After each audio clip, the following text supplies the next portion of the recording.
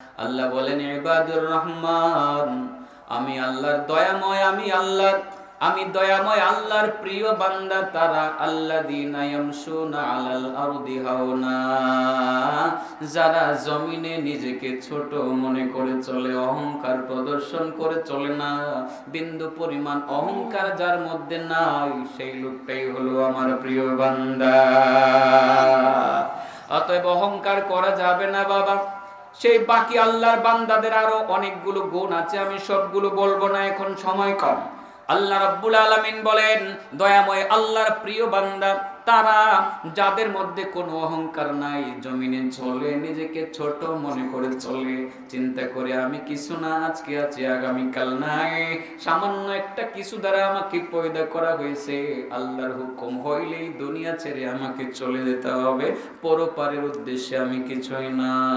যার মধ্যে অহংকার নাই, নিজেকে একেবারে ছোট মনে করে চলে, আল্লাহ বলেন সে হলো আমার প্রিয় বান্দা। সুবহানাল্লাহ বলেন। ওয়াইবাদুর রহমান আল্লাযীনা ইয়ামশুনা আলাল আরদি হাওনা ওয়া ইযা খাতাবাহুমুল জাহিলুনা ক্বালু সালামা والذين يبيتون لربهم سجدا وقياما والذين يقولون ربنا اصرف عنا عذاب جهنم إن عذابها كان غراما إنها ساءت مستقرا ومقاما والذين إذا أنفقوا لم يسرفوا ولم يقتروا وكان بين ذلك قواما والذين لا يدعون مع الله إلها آخر ولا يقتلون النفس التي حرم الله إلا بالحق ولا يزنون ومن يفعل ذلك يلقى أثاما করার সওয়াব পাওয়া যাবে। সুবহানাল্লাহ।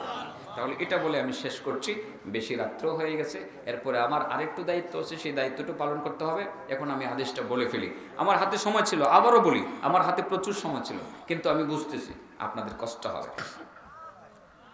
এক নাম্বার, না সময় তো অনেক হয়, ঠিক আছে, জিকির করি লা ইলাহা ইল্লাল্লাহ লা ইলাহা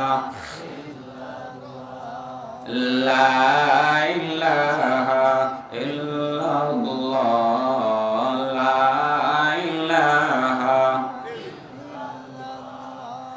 লা ইলাহা ইল্লাল্লাহ লা ইলাহা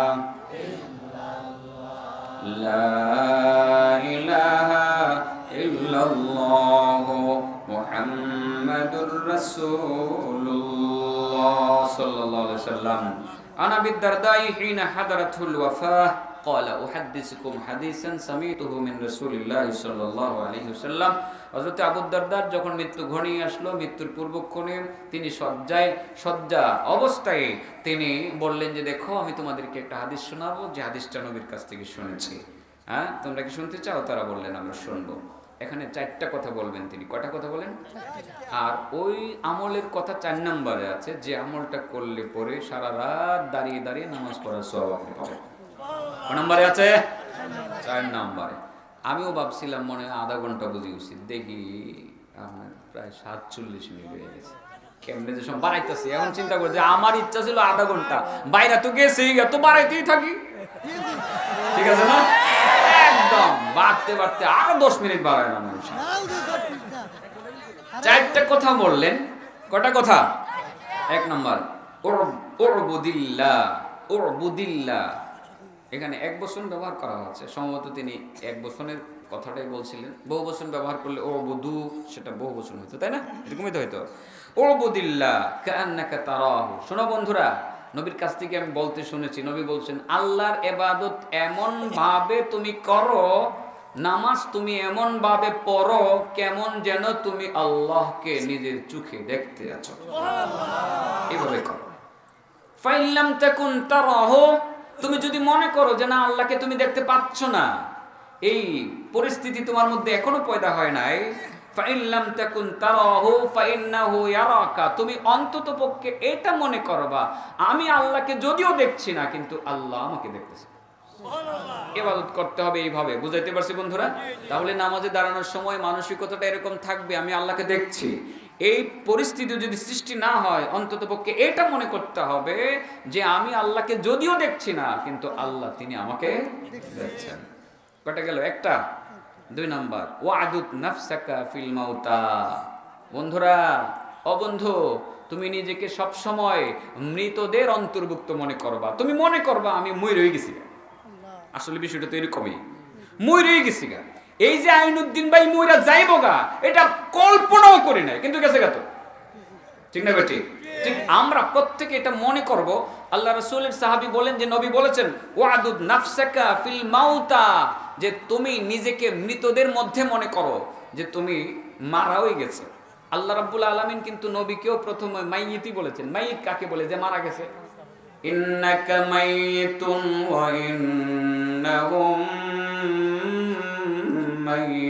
মাইয়িতুন। নবী গো তুমি একজন মাইয়িত, আর পৃথিবীতে যারা আছে তারাও মাইয়িত। মাইয়িত মানে তারাও মারা গেছে মনা, তার মানে মৃত্যু সুনিশ্চিত, এটা বোঝানোর জন্য অগ্রিম মাইয়িত, মৃতই বলে দেওয়া হয়েছে। ওয়াদুদ নাফসাকা ফিল মাউতা। কটা গেল? আমরা তো 4 নম্বরের অপেক্ষায় আছি, ঠিক আছে না? 3 নাম্বার ওয়া ইয়াকা ওয়া দাওয়াতিল মাজলুম। তুমি মাজলুমের বদদুয়া থেকে নিজেকে গুটিয়ে রাখো, বাঁচিয়ে রাখো। কার বদদুয়া থেকে? মাজলুমের। সবার বদদুয়া কবুল হয় না, কিন্তু মাজলুমের বদদুয়ার ব্যাপারে আল্লাহ নবী বলেন ফাইন্নাহা তুস্তাজাব। সমাজে যেই ব্যক্তিটা নির্যাতিত, নিপীড়িত, যেই লোকটার উপরে নির্যাতন করা হচ্ছে বারবার, সেই লোকটা যদি বদদুয়া করে আল্লাহ রাসূল বলেন সেটা আল্লাহর দরবারে কবুল হয়ে যায়। তুমি আজকে ক্ষমতার মালিক, তুমি আজকে টাকার মালিক, একজন নিরীহ মানুষের প্রতি তুমি নির্যাতন করছো, সে যদি আক্ষেপ করে হায় শব্দটা উচ্চারণ করে আল্লাহর দরবারে তোমার বিরুদ্ধে বদদুয়াটা করতে পারে, তছনছ হয়ে যাবে তোমার ক্ষমতা, সব ধ্বংস হয়ে যাবে। তোমার অন্তরে অশান্তির সৃষ্টি হবে, ঘুম আসবে না, খাওয়া দাওয়া ভালো লাগবে না। তুমি শুনবা ছেলেটা মারা গেছে, তুমি শুনবা অস্ট্রেলিয়াতে তোমার মেয়েটা ফাঁসি কাস্টে ঝুলে আত্মহত্যা করেছে, তুমি শুনবা চট্টগ্রামের তোমার ফ্যাক্টরিতে আগুন লেগেছে। মাজলুমের বদদুয়া এমন ভাবে আল্লাহর দরবারে কবুল হয়। হযরত আবু দারদা বলেন যে আমি নবীর কাছ থেকে শুনেছিলাম, তোমাদেরকে শুনিয়ে দিলাম, মাজলুমের বদদুয়া থেকে নিজেদেরকে বাঁচাইয়া রাখো। বুঝাইতে পারছি কথাটা? সবাইকে বলছি বন্ধুরা, কোন মানুষের প্রতি নির্যাতন করবেন না। নির্যাতন করলে সে যদি নির্যাতিত হয়ে মাজলুম হয়ে যদি বদদুয়া করে, সেটা কিন্তু আল্লাহর দরবারে কি হয়ে যাবে? কবুল হয়ে যাবে। কয়টা গেল বলেন? 3টা চলে গেল।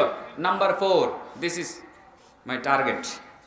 হ্যাঁ, এটাই তো টার্গেট, সেটা বলছি। ওমান ইসতাতা মিনকুম আইয়াশহাদাস সালাতাইনি আল ইশা ওয়াস সুবহ ওয়ালাউ হাবওয়ান ফালিয়াফআল। গুরুত্বপূর্ণ কথা, এটা টার্গেট নিয়ে কথা বলেছি, ফাঁকে অনেক কিছু বলে ফেলেছি, এটা টার্গেট নিয়ে কথা বলেছি। আল্লাহ রাসূল বলেন তোমাদের মধ্যে যেই ব্যক্তি সক্ষম হয়, সে সক্ষম হওয়ার পর ওই আমলটা করতে গিয়ে যদি তার হামাগুড়িও দিতে হয়, হামাগুড়ি বুঝেননি, আপ্পায়াও যদি সে আমলটা করার জন্য তাকে যেতে হয়, সে যেহেতু সে আমলটা করে, ওই আমলটা হইল ফজরের নামাজের জামাতে শরীক হওয়া আর এশার নামাজের জামাতে শরীক হওয়া। আল্লাহ রাসূল সাল্লাল্লাহু আলাইহি ওয়াসাল্লাম বলেন যে ব্যক্তি এশার নামাজের জামাতে শরীক হইল, কেমন যেন অর্ধেক রাত্র দাঁড়াইয়া দাঁড়াইয়া সে নামাজ পড়ল। যে ব্যক্তি এরপরে ফজরের নামাজের জামাতে শরীক হইল, মানে এসা পরে ঘুমাই গেল গা, ফজরের নামাজের জামাতে শরীক হইল, কেমন যেন সারা রাত দাঁড়াইয়া দাঁড়াইয়া সে নামাজই পড়লো, সারা রাত দাঁড়িয়ে দাঁড়িয়ে নামাজ পড়ার সওয়াব তার আমল নামে লিখে দেওয়া হয়। এই কথাটা বলার জন্যই বলছিলাম বাবা, ওয়াজ কেন করি, এই জন্যই করি, এই আমলটাই শিখিয়ে দিয়ে গেলাম। ফাঁকে অহংকার সম্পর্কে কিছু বলেছি, মৃত্যু সম্পর্কে কিছু বলেছি, সত্য মিথ্যা হালাল হারাম তো বলতে পারি না, এইসব বিষয়ে কিছু কথা বলেছি। এই আমলটা আজকে আমরা কমিটমেন্ট করব যে এশার নামাজও জামাতে পড়বো, ফজরের নামাজও ইনশাল্লাহ জামাতে পড়বো। রাসূল বলেন এশা পড়লো আর ফজর পড়লো যেই ব্যক্তি, কেমন যেন সারা রাত সে দাঁড়িয়ে দাঁড়িয়ে শুধু নামাজই পড়লো। সারা রাত দাঁড়িয়ে থেকে নামাজ পড়লে যে সওয়াব হওয়ার কথা, সেই পরিমাণ সওয়াব প্রত্যেক রাত্রেই প্রত্যেক দিন আল্লাহ আপনার আমলনামায় জমা করে দেবেন। করবো তো ইনশাল্লাহ, করবো তো। সেই সূত্রেই তেলাওয়াত করেছিলাম, কিন্তু ওমা খালাকতুল জিন্না ওয়াল ইনসা ইল্লা লিয়াবুদুন, জিন ইনসানকে আমি শুধু আমার ইবাদতের জন্যই পয়দা করেছি। এগুলোকে ইবাদত বলা হয়। ইবাদতের আরও অনেক ব্যাখ্যা আছে এবং আরও কিছু বলা যায়, তো সেদিকে আজকে বলছি না।